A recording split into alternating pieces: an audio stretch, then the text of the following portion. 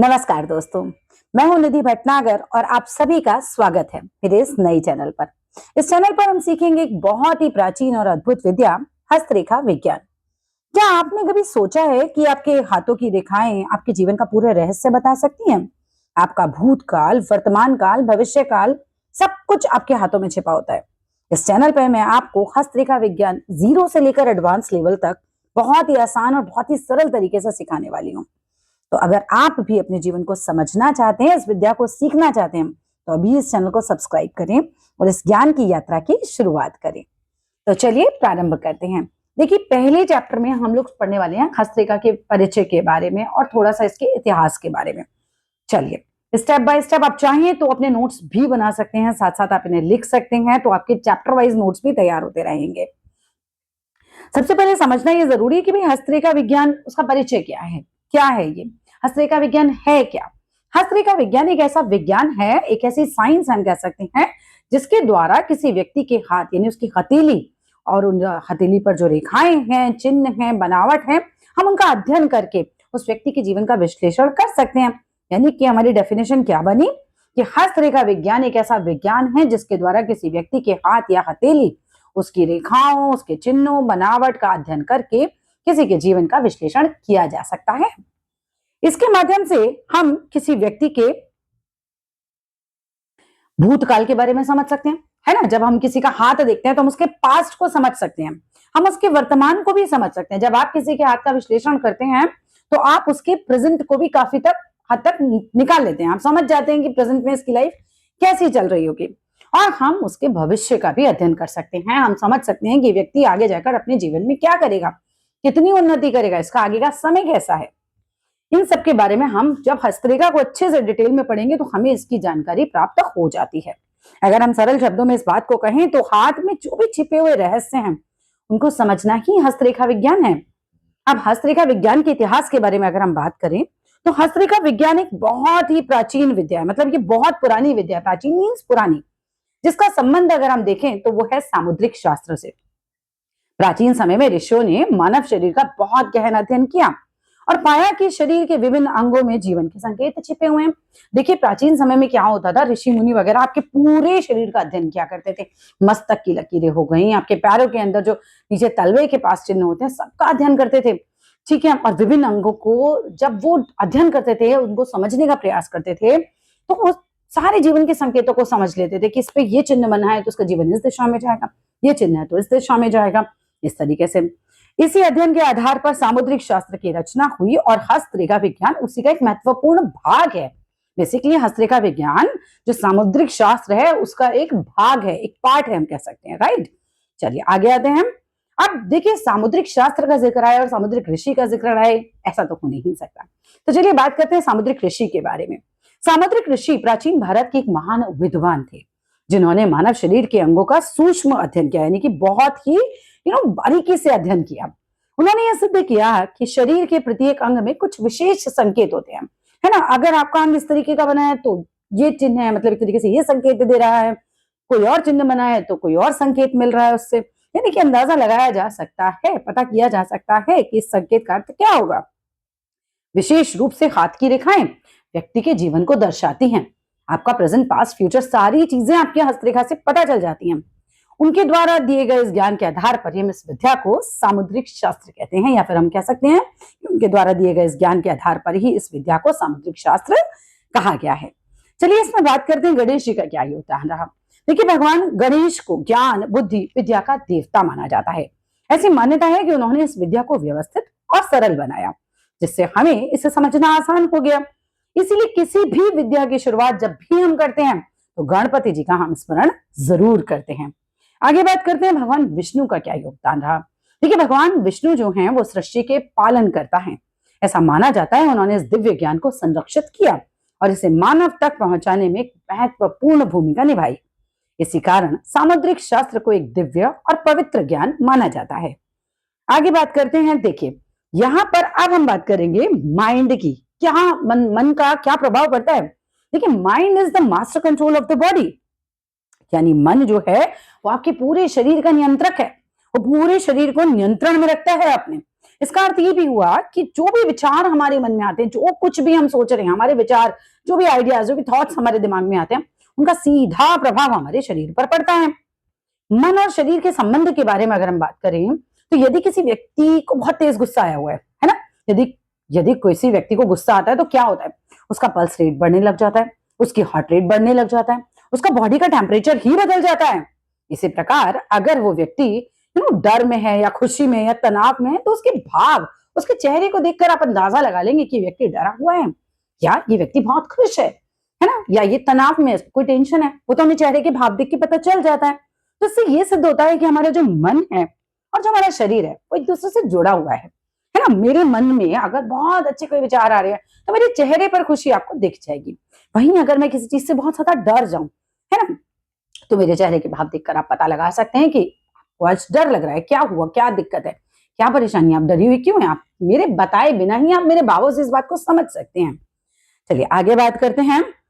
हम किसी के व्यवहार से भी अनुमान लगा सकते हैं। मतलब क्या है कि जैसे हम किसी व्यक्ति को देखकर ही अनुमान लगा सकते हैं कि वह इस समय किस भाव में होगा।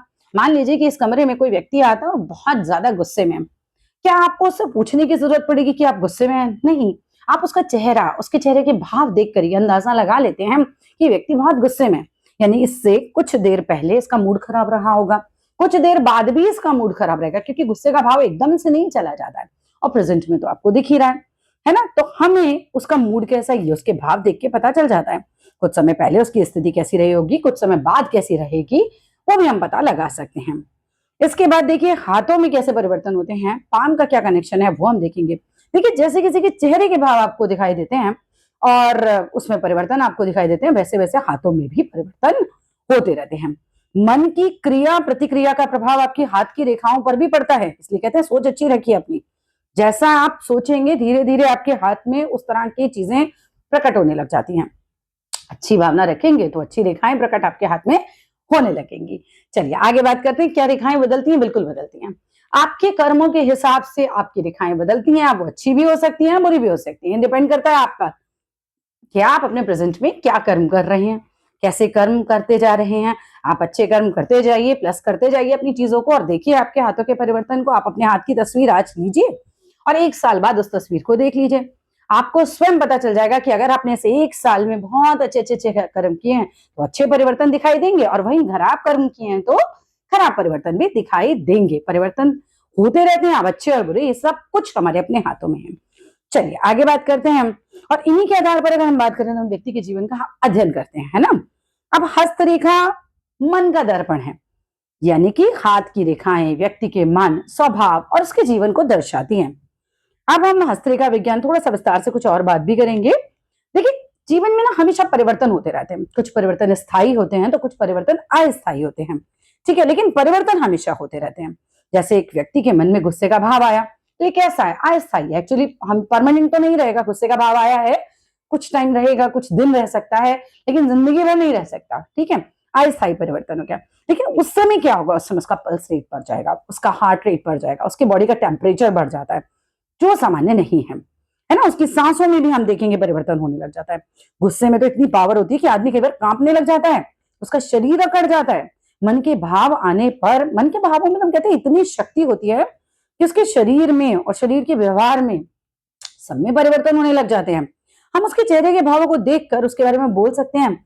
इसी प्रकार जिस व्यक्ति के हाथ में परिवर्तनों को देखने की क्षमता है, मतलब जिस व्यक्ति में हाथों में हुए परिवर्तनों को देखने की क्षमता है, लेट्स सपोज मैं अगर हस्तरेखा विज्ञान को पढ़ती हूँ, मुझे उसके बारे में पता है, तो मैं हाथ की रेखाओं को देखकर बता सकती हूँ, है ना। क्या बता सकती हूँ? किसी व्यक्ति के भूतकाल को बता सकती हूँ कि उसका पास्ट कैसा रहा होगा, मैं उसके वर्तमान को बता सकती हूँ कि आपके जीवन में प्रेजेंटली कैसा चल रहा है, राइट। और फ्यूचर को भी बताने की क्षमता एक अच्छा हस्तरेखा शास्त्री जो है वो कर सकता है, मतलब वो फ्यूचर को बता सकता है, ठीक है। आगे देखते हैं। अच्छा, हस्तरेखा आप जो सीख रहे हैं, अगर आप इस चैनल पे और अभी तक रुके हैं तो इसका मतलब आपका कहीं ना कहीं इंटरेस्ट है। इससे क्या फायदा आपको मिलने वाला है जीवन में? तो पहला फायदा तो ये होगा कि आप किसी व्यक्ति को जीवन की सही दिशा दिखा सकते हैं। तो व्यक्ति को सही दिशा दिखाना इसका पहला लाभ है।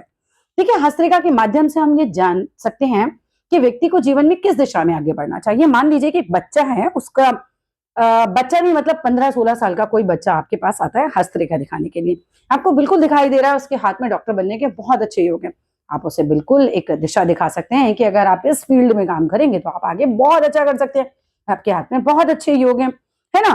तो बच्चा भविष्य में क्या बनेगा, उसकी रुचि किस क्षेत्र में है, ये भी जानना जरूरी है। उसके हाथों से भी हमें उसकी रुचियों का पता चलता है, कौन सा माउंट किस तरीके का बना हुआ है, कौन सी रेखा कहाँ जा रही है, उससे हम काफी ज्यादा ये अंदाजा लगा लेते हैं कि इसकी रुचि के अनुसार अगर ये आगे बढ़ रहा है तो क्या आगे सफलता मिलेगी, नहीं मिलेगी। बहुत सारी चीजें हैं जिन्हें हम धीरे धीरे करके इस चैनल पर समझेंगे। ठीक है, उसे कौन सा कार्य करना चाहिए, ये तो बहुत ही ज्यादा इंपॉर्टेंट है। ये बड़ों के लिए भी इंपॉर्टेंट है। जब आपके पास कोई बड़ा व्यक्ति आए, ठीक है, और वो आपसे ये पूछे कि भाई मुझे बिजनेस करना चाहिए कि नहीं करना चाहिए, तो आपको उसके हाथ को अच्छे से विश्लेषण करके ये देख लेना चाहिए कि क्या उसके हाथ में एक अच्छे व्यापारी बनने के कोई संकेत हैं भी या नहीं। अगर हैं तो आप जरूर उसे गाइड कीजिए, अगर नहीं है तो उसे थोड़ा समझाइए कि एक बार आपको और विचार करना चाहिए, देखना चाहिए, क्योंकि अभी तो बहुत बढ़िया योग बने नहीं है। अगर आपके पास अच्छे उपाय हैं तो उसको वो उपाय बताइए। चलिए आगे चलते हैं। इससे व्यक्ति क्या होगा, आपकी वजह से जब आप अच्छी तरीके से उसके हाथ का विश्लेषण करेंगे ना, तो गलत रास्ते पे जाने से बच जाएगा। जैसे व्यवसाय है ना, बिजनेस में मार्गदर्शन जो हमने अभी बात करी, इससे बताया जा सकता है कि व्यक्ति को नौकरी करनी चाहिए, व्यापार करना चाहिए। यदि व्यापार करे तो किस चीज का व्यापार करे, ये भी बहुत इंपॉर्टेंट है। ये क्वेश्चन तो आपके सामने बहुत बार आएगा कि मैं व्यापार करना चाहता हूँ, इस चीज का करना चाहता हूँ, करूं या नहीं करूं, राइट? तो हमें बहुत अच्छे से विश्लेषण करना चाहिए कि क्या ये ग्रह, इस चीज से रिलेटेड ग्रह सपोर्ट भी कर रहे हैं इस व्यक्ति को। आगे देखते हैं हम, और इससे उसे सही निर्णय लेने में मतलब बहुत ज्यादा सहायता मिलेगी। इससे आर्थिक स्थिति भी उसकी बेहतर हो जाएगी। इसके बाद बात करते हैं शिक्षा। बिल्कुल छात्र की क्षमता और उसकी रुचि को समझकर उसे कौन सा विषय चुनना चाहिए, है किस क्षेत्र में उसे सफलता मिलेगी, हम ये भी डायरेक्शन दे सकते हैं। नौकरी और करियर के बारे में भी हम अच्छे से किसी को गाइड कर सकते हैं। व्यक्ति का हाथ देखकर ये समझा जा सकता है कि किस प्रकार की नौकरी उसके लिए उपयुक्त है, करियर में कब और कैसे उसे सफलता मिलेगी। इससे करियर प्लानिंग बहुत आसान हो जाती है। आप किसी के वैवाहिक जीवन को भी समझ सकते हो हाथ देखकर। विवाह से संबंधित हम बहुत सारी जानकारियां लोगों को दे सकते हैं कि विवाह किस समय होगा। बहुत हद तक पता लगाया जा सकता है कि भाई अभी विवाह का योग आया है, नहीं आया है, समय है, नहीं है, राइट? वैवाहिक जीवन कैसा रहेगा, ये तो बहुत ही महत्वपूर्ण प्रश्न है। जब लोग आते हैं आपके पास तो आपसे पूछेंगे कि बताइए मेरी शादी कैसे चलेगी, तो आपको अच्छे से विश्लेषण करके उसे बताना होता है कि भाई अच्छी चलेगी या दिक्कतों का सामना करना भी पड़ सकता है। संबंधों में सामंजस्य रहेगा या नहीं रहेगा, यानी आपस में कंपैटिबिलिटी रहेगी या नहीं रहेगी, तो ये भी बताया जा सकता है। इससे क्या है, जीवन में स्थिरता आती है और समझ बढ़ती है। आगे देखिए, जीवन की समस्याओं का समाधान। एजुकेशन, शादी और नौकरी के अलावा भी बहुत सारी समस्याएं हमारे जीवन में होती हैं। तो हस्तरेखा जानकर, देखकर, समझकर आप जीवन में आने वाली बहुत सारी कठिनाइयों के बारे में उनके संकेत को प्राप्त कर सकते हो। समय रहते हम व्यक्ति को सावधान कर सकते हैं। मानिए किसी की जीवन रेखा में आपको कोई बहुत बड़ा संकट दिखाई दे रहा है, तो आप उसे सावधान रहने के लिए कह सकते हैं। अब आंधी आए तो क्या करना चाहिए, क्या आंधी में बाहर निकलना चाहिए? नहीं, तब थोड़ा शांत रहना चाहिए, घर के अंदर रहना चाहिए, सावधान रहना चाहिए। बिल्कुल ऐसे ही है कि जीवन में अगर हमें दिखाई दे रहा है कि आगे कोई बड़ी घटना होने वाली है, हम उस व्यक्ति को कह सकते हैं कि भाई सावधान रहो। लेट सपोज किसी को पैसे का बहुत बड़ा लॉस होने का साइन दिख रहा है, तो हम उससे पहले कह सकते हैं कि भाई नए बिजनेस में पैसा मत डालना, कहीं ऐसी जगह पैसा मत डालना अभी जहां रिस्क हो, राइट? हाँ, तो हम उससे अच्छे से गाइड कर सकते हैं कि आप ऐसा, अभी देखिए पैसे का नुकसान होने की संभावना है, तो आपको क्या करना है, आपको थोड़ा सा संभल कर चलना है। आगे देखते हैं, आत्मज्ञान, सेल्फ अंडरस्टैंडिंग। व्यक्ति अपने स्वभाव और कमजोरियों को समझ सकता है, अपने आप को समझ सकते हैं। जब हम हस्तरेखा सीखेंगे ना, तो हम खुद को ही समझ पाएंगे, ये बहुत जरूरी है। हम अपनी क्षमताओं को समझ पाएंगे। ठीक है, आगे देखिए, इससे क्या होगा, हमारा आत्मविश्वास बढ़ जाएगा। हस्तरेखा विज्ञान व्यक्ति को सही दिशा, सही निर्णय और बेहतर जीवन जीने में सहायता करती है। अब ये था हमारा पहला चैप्टर। बहुत जल्द हम मिलेंगे अपने दूसरे चैप्टर के साथ। अगर आप लोगों को वीडियो अच्छा लगा तो जरूर लिखिएगा, बताइएगा, लाइक कीजिएगा, चैनल को सब्सक्राइब कीजिएगा, शेयर कीजिएगा और अपने नोट्स जरूर बनाइएगा। चलिए मिलते हैं फिर नेक्स्ट वीडियो में। धन्यवाद। अगर कोई दिक्कत है तो कमेंट बॉक्स में लिखिएगा।